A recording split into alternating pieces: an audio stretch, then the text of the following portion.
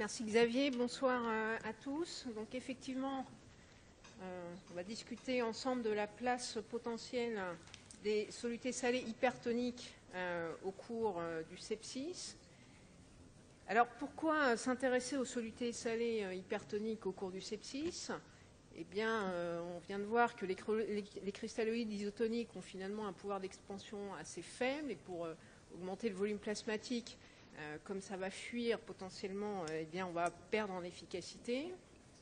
On a vu aussi que les colloïdes n'ont pas démontré leur supériorité, en tous les cas en termes de pronostic des malades, de survie. Les colloïdes synthétiques ont des effets secondaires. Les hydroxyéthylamidons maintenant sont interdits en Europe et aux États-Unis chez les patients de réanimation. Les gélatines, on en a discuté, ça n'a jamais été évalué, il n'y a aucune étude qui ont étudié ces produits. Et puis les essais sur l'albumine sont quand même relativement décevants, même si Jean-Paul nous a dit qu'il y avait tendance à une amélioration de la survie, finalement on est un peu déçus. Alors les solutés salées hypertoniques, ils ont été particulièrement utilisés en traumatologie cérébrale avec beaucoup d'effets favorables que vous connaissez qui ont été montrés sur la réduction de l'œdème cérébral, sur la diminution de la pression intracrânienne, mais il y a aussi d'autres effets qui ont été observés dans ces populations de patients, avec des effets favorables sur la vasoréactivité, sur une expansion volémique plus efficace, avec une amélioration de l'état hémodynamique qui participe aussi à une meilleure perfusion intracérébrale. Et puis il y a aussi des effets immunomodulateurs et anti-inflammatoires qui pourraient être intéressants au cours du sepsis. Et au cours du meeting de la FDA, dont l'objectif était de réévaluer le bénéfice-risque des hydroxyéthylamidons en réanimation particulièrement et au cours du sepsis, la question des alternatives possibles à utiliser si on interdisait les hydroxyéthylamidons chez les patients de réanimation, eh bien, il avait été suggéré que les effets bénéfiques des solutés salées hypertoniques chez les polytraumatisés, en tous les cas les effets potentiellement bénéfiques, parce que les études cliniques sont quand même assez décevantes dans cette population, eh bien, suggérait qu'on pouvait peut-être tester ces solutés hypertoniques chez les patients septiques, chez qui on allait arrêter d'utiliser des hydroxyéthylamidons. Alors, je vous rappelle qu'il y a différents types de solutés hypertoniques, avec différentes concentrations en chlorure de sodium. Ceux qui ont été le plus utilisés, c'est les très hypertoniques, qui sont à au moins 7%.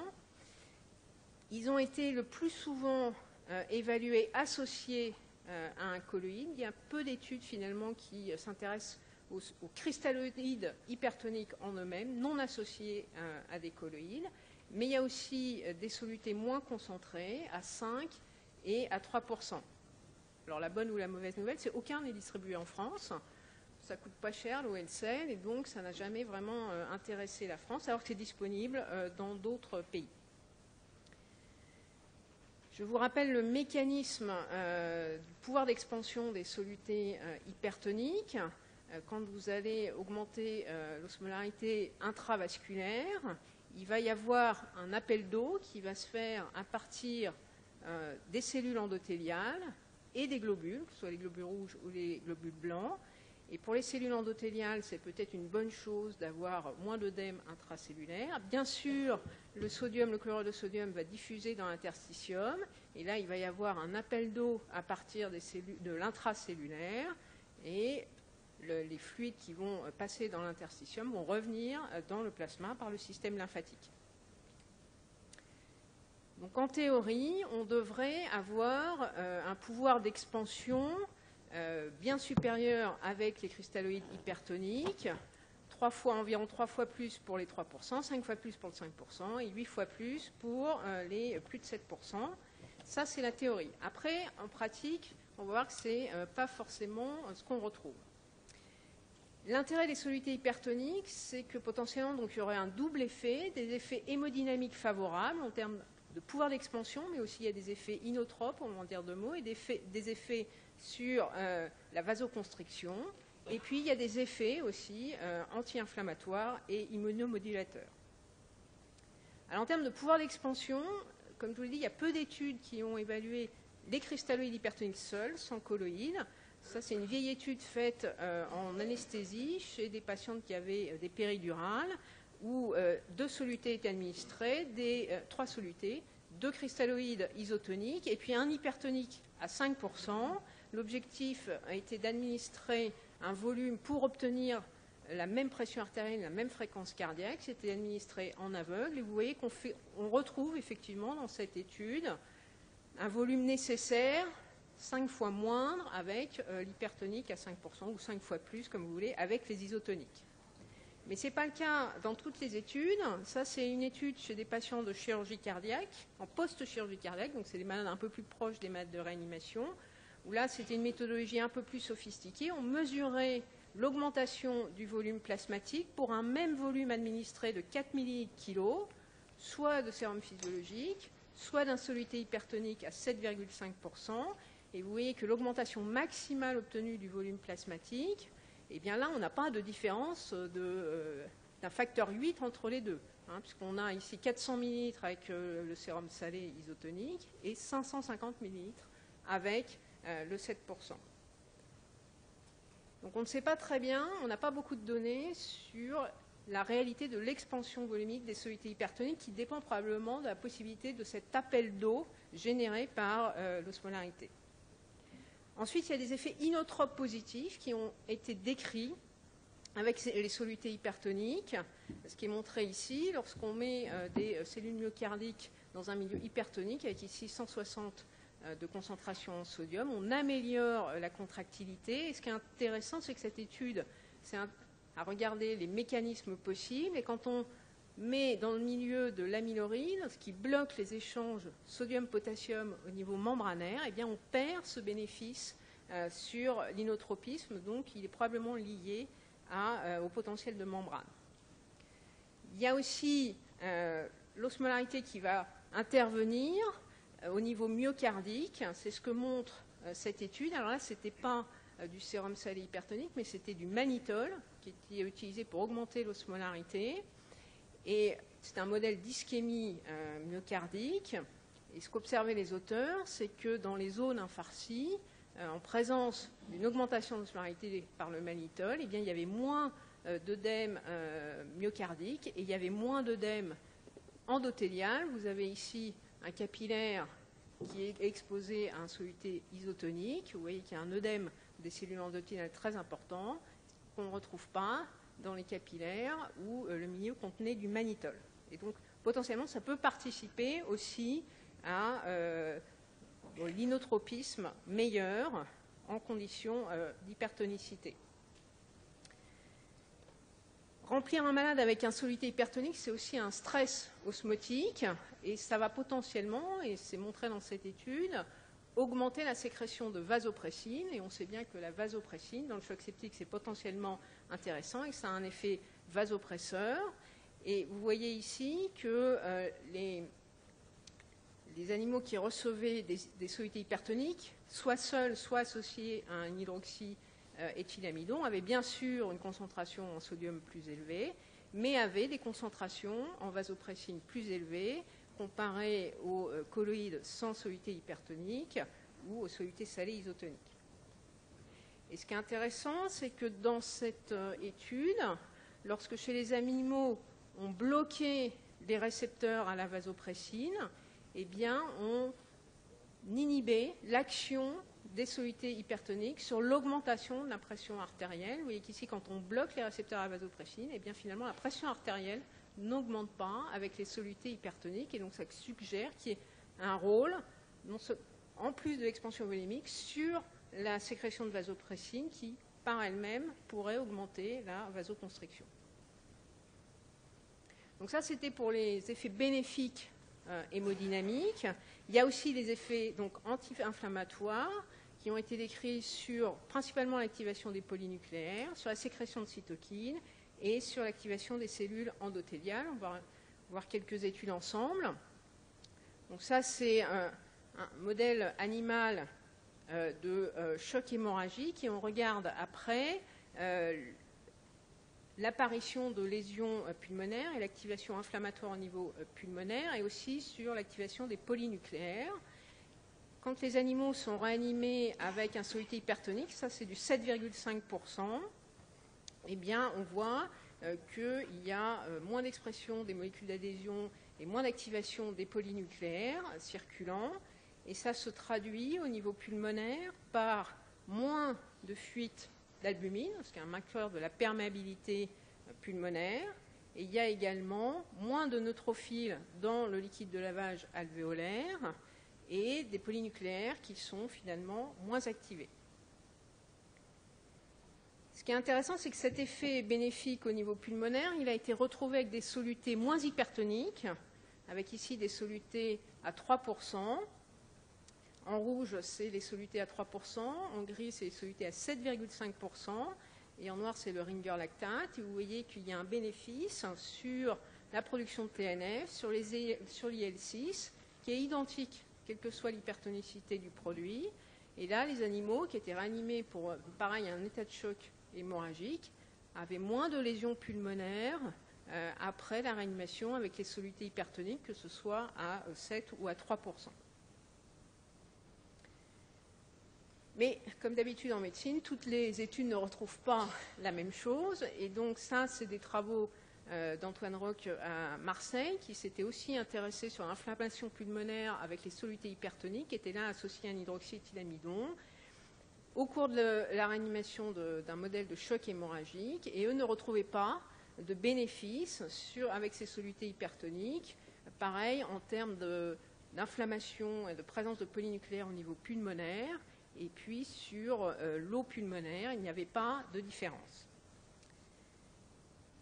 Alors, ce qui pourrait expliquer les différences retrouvées dans les différentes études et les différents modèles, c'est la cinétique d'administration des solutés hypertoniques, et c'est un peu toujours le cas dans les modèles animaux. C'est quand on met avant d'agresser l'animal ou après, ce qui ressemble plus quand même à un modèle humain, ça peut changer les résultats. Et donc, c'est ce qu'a voulu étudier cette étude. Ça, c'est un modèle de péritonite, où vous voyez qu'il y a un groupe d'animaux chez qui les hypertoniques étaient administrés avant de générer la péritonite, ou sinon après, 15 minutes, ou 1 heure après. Et là, les auteurs regardaient, pareil, l'activation des polynucléaires. Et vous voyez que le bénéfice est retrouvé lorsqu'on met des solutés hypertoniques avant de générer le sepsis. En revanche, quand on en met après, eh bien, on perd l'efficacité, voire même quand on les met 1 heure après, ça peut être potentiellement délétère sur l'inflammation. Alors pourquoi? Ça, c'est les travaux de Lunger qui a essayé de comprendre qu'est-ce que faisait l'hypertonicité au niveau de l'activation des polynucléaires. Le mécanisme décrit par Lunger, c'est que ça passe par l'adénosine, mais qui va avoir finalement 2 effets opposés en fonction de l'action sur différents récepteurs. Si l'action est principalement sur les récepteurs de type A3, ça va augmenter la dégranulation des leucocytes. Si c'est des récepteurs A1 ou A2, ça va plutôt diminuer la dégranulation. Et ce qu'on a observé, c'est que l'hypertonicité en elle-même pouvait augmenter l'expression des récepteurs A3.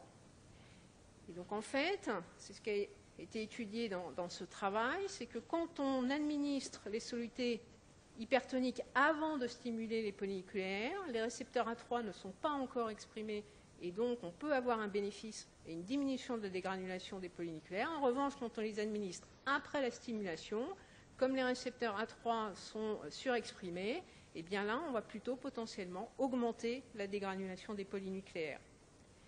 Et c'est un problème peut-être en clinique, puisque ça, c'est une sous-étude d'une étude randomisée chez les patients, pris en charge en préhospitalier pour des traumas, et chez qui les auteurs ont mesuré justement le pourcentage de récepteurs A3 sur les polynucléaires, et vous voyez qu'ils sont surexprimés chez les malades les plus graves, en termes d'hypotension, d'acidose ou de score de gravité de polytraumatisés.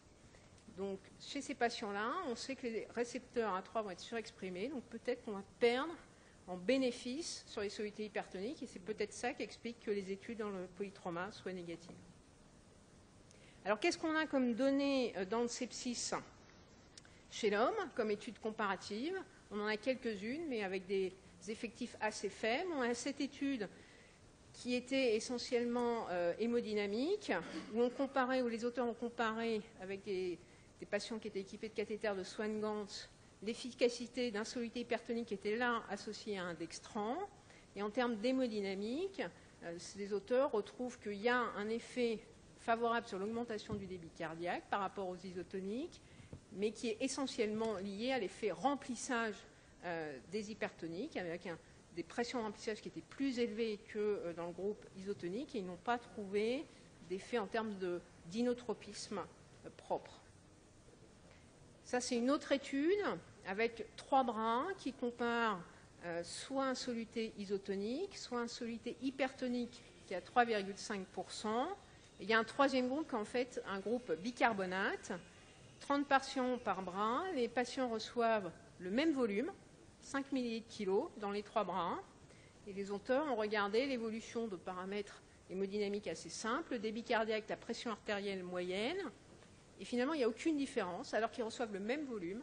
Il n'y a aucune différence en termes d'évolution de la pression artérielle et du débit cardiaque. Ça augmente dans les 3 bras, mais ça augmente de la même façon. Alors on peut se demander quand même dans cette étude si les patients ont vraiment reçu le soluté hypertonique, c'était que du 3,5%, pas du 7%, mais quand on regarde les natrémies à la 2e heure, elles sont pareilles que dans le groupe isotonique, donc on peut se demander s'ils ont vraiment reçu un soluté hypertonique. Ça, c'est une étude plus récente, mais avec un très faible collectif de malades. Vous voyez des patients en choc septique, mais 12 malades par bras, qui recevaient 250 ml, soit du sérum physiologique, soit un hypertonique associé, là encore, à un hydroxyéthylamidon. Les pressions de remplissage ont été les mêmes chez les patients, et eux trouvent qu'il y a quand même un volume d'éjection systolique un peu meilleur avec le soluté hypertonique. Et ils ont fait un rapport entre la pression artérielle moyenne et la dose de noradrénaline qui évolue un peu plus favorablement dans le groupe hypertonique. Et chez ces patients-là, ils ont effectivement bien reçu un soluté hypertonique. Donc là, c'était du 7,5%. Vous voyez qu'à une demi-heure, les natrémies sont à 143, donc ça monte, ça c'est attendu. Mais vous voyez quand même que ça rebaisse assez rapidement après. Et c'était qu'une dose de 250 ml. Dans la même étude, les auteurs ont mesuré les paramètres d'activation des polynucléaires. Alors là, les résultats vont un peu dans tous les sens. Pour certains marqueurs, eh bien, c'est mieux avec les hypertoniques, mais pour d'autres, c'est moins bien. Donc c'est un peu difficile de conclure. Et puis, pour les cytokines, ben, finalement, il n'y a pas trop de différence, mais je vous rappelle que c'est 12 patients par bras. Donc pour conclure, la place des hypertoniques, je vais jouer le jeu du congrès de la SRLF. Et donc, je vous donne rendez-vous demain à la dernière session du congrès, grandes études multicentriques, où nous présenterons avec Pierre Assoir les résultats de l'étude Hyper2S, qui s'intéressait à la fois à l'hyperoxie, mais aussi aux solutés salées hypertoniques à la phase précoce du choc septique. Merci.